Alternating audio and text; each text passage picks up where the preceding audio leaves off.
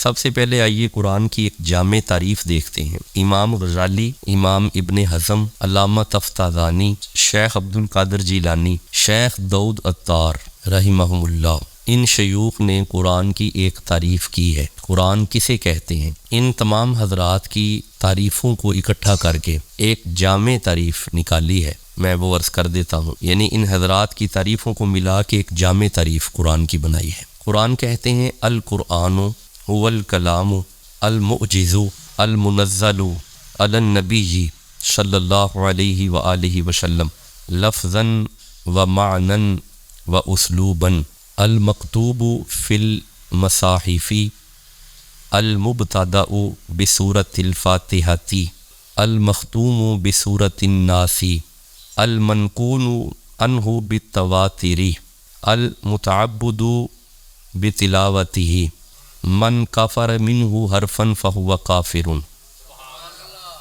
تو یہ جامع تعریف ہے قرآن کی۔ القرآن هو الکلام، یہ قرآن جو ہے یہ کلام ہے، المعجز معجزہ ہے، المنزل منزل من اللہ ہے، علی النبی جی نبی کے دل پہ آیا ہے،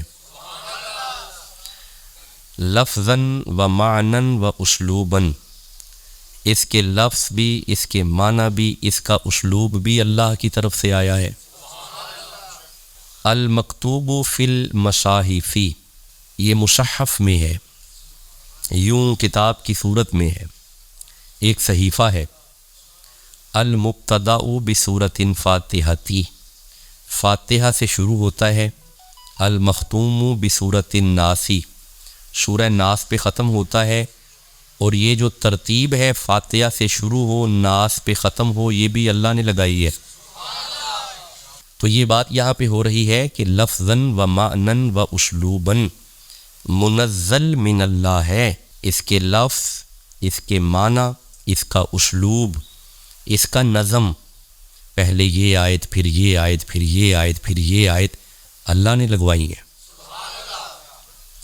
المختوم بسورۃ الناس، اس کا اختتام سورہ ناس پہ ہے۔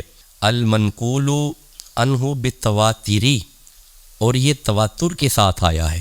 پھر آخر میں لکھتے ہیں من کفر منہ حرفا فہو کافر، اس کے ایک حرف کا بھی انکار کیا تو بندہ کافر ہو جاتا ہے۔ تو یہ ایک جامع تعریف ہے قرآن حکیم کی۔